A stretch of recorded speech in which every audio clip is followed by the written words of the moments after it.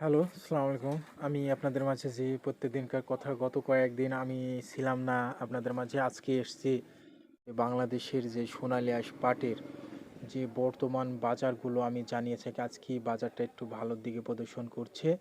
বাজার বাড়তির দিকে যাচ্ছে। আপনারা অবশ্যই জানতে পারবেন যে সোনালী আঁশ পাটের বাজার কিছুদিন একদম নিম্নমুখী হয়েছিল, কিন্তু এখন বাড়তির দিকে যাচ্ছে। কারণ বাংলাদেশের এই মাহে রমজান মাসেও কিন্তু গাড়ি লোড হচ্ছে, ছিল না, এখন হচ্ছে। কারণ বাংলাদেশের যে প্রধানমন্ত্রী হয়েছে তত্ত্বাবধায়ক ডাক্তার ইউনূস, তিনি কিন্তু বাংলাদেশি সোনালী আঁশ পাট নিয়ে তার একটা গবেষণা করছে। সাধারণ তিনি ভোট ভোট সামনে আসছে এবং কি তিনি সাধারণ মানুষের পাশে দাঁড়ানোর জন্য সোনালী আঁশ পাটের দাম বাড়ানোর চেষ্টা করছে এবং বিদেশি রপ্তানিত করারও চেষ্টা করছে এবং ভালো পণ্য দেশে দেওয়ার জন্য চেষ্টা করছে। এবং কয়েকটা দেশ খুলেছে যে ভালো পণ্য যেগুলো পাটের দাম আমরা জানতে পারছি। বাংলাদেশে কিছুদিন আগে পাটের নিম্নমুখী ছিল, এখন পাটের বাজার একটু ভালোর দিক প্রদর্শন করছে। আজকে যে বাজার আমি জানতে পারলাম যে বাংলাদেশের যে ফরিদপুরের চারের উপরে বেচা কেনা হচ্ছে, যে ৩৮০০ টাকা শুরু করে চারের উপরে বেচা কেনা হচ্ছে। রংপুরেও চারের উপরে বেচা কেনা হচ্ছে। রাজশাহী আমরা জানতে পারছি যে ৩৬০০ ৩৭০০ যে পাটটা ছিল ৩৮০০ টাকা পর্যন্ত বেচা কেনা হচ্ছে। কুষ্টিয়া জেলা আমি জানতে পারছি আজকে যে পাটটা ২৮০০ টাকা বেচা কেনা হয়েছিল সেটা ৩১০০ এবং ভালো মানের পাটটা হলে বেচা কেনা হচ্ছে। ভালো মানের পাটটা আবারও যে আমরা জানতে পারছি ভালো মানের যে পাটটা সেটা কুষ্টিয়া জেলা ৩২০০ টাকা পর্যন্ত আজকেই গাড়ি লোড হয়েছে।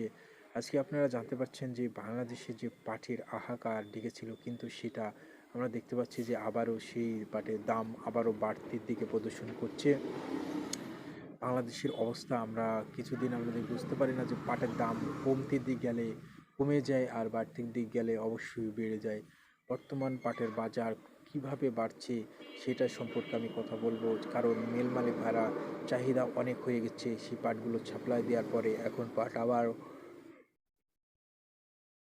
তারা বলছিল যে পাট আমরা কিনবো না, পাট বেচা কেনা করবো, কিন্তু দেখছি যে পাটের সংখ্যা দ্বিগুণ। কিন্তু যদি পাট চাষিকে দাম না দেয় তাহলে বাংলাদেশের ঝুট মিলগুলো অচল হয়ে যাবে। লক্ষ লক্ষ কোটি কোটি টাকা দিয়ে যে ঝুট মিল তৈরি করেছি সেগুলো অচল হয়ে যাবে। তাই তারা সাবধান হয়ে যাচ্ছে। বাংলাদেশের যে সোনালী আঁশ পাটের ন্যায্য পরিমাণ দাম দেওয়ার ব্যবস্থা করা হচ্ছে এবং পাটের দাম তারা অবশ্যই দেবে, এ কথাও জানিয়েছে। আসলে বাংলাদেশের বর্তমান পাটের দাম যদি না থাকে তাহলে কিন্তু পাটের দাম হারিয়ে যাবে। সাধারণ চাষিরা এই কথা জানে, তারা চিন্তা ভাবনা করে পাটের দাম একটু হলেও দিচ্ছে এবং তারা বিদেশে পাট রপ্তানিত করার ব্যবস্থাপনাও করছে।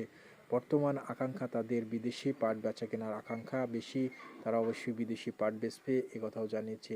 আমরা জানতে পারছি যে বাংলাদেশের যে বিদেশি পাট রপ্তানিত হচ্ছে হবে আশা করা যায় ১০০% এবং কয়েকটা দেশি পাট পরিপূর্ণভাবে যাচ্ছে এবং বাংলাদেশের যে হঠাৎ আজকে ১০০ থেকে ২০০ টাকা পাটের দাম বৃদ্ধি হয়েছে, পাটের দাম আবারও বাড়ছে।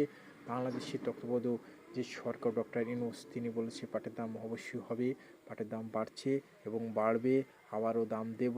পাটের উপর ডিফেন্স করে পাট বেচা কেনা হচ্ছে। কুষ্টিয়া জেলার পাটের আবারও দাম বাড়লো। কুষ্টিয়া জেলার পাটের আবারও বেগ, ভালো সুতা, ভালো মানের পোশাক এবং যেগুলো তৈরি করা যায় ভালো মানের বিক্রয় করা যায় সেগুলো তারা তৈরি করছে কুষ্টিয়া জেলার নিজে নিজে কারখানা খুলে, এবং কুষ্টিয়া জেলার পাটেরও সাবধান করে দিচ্ছে।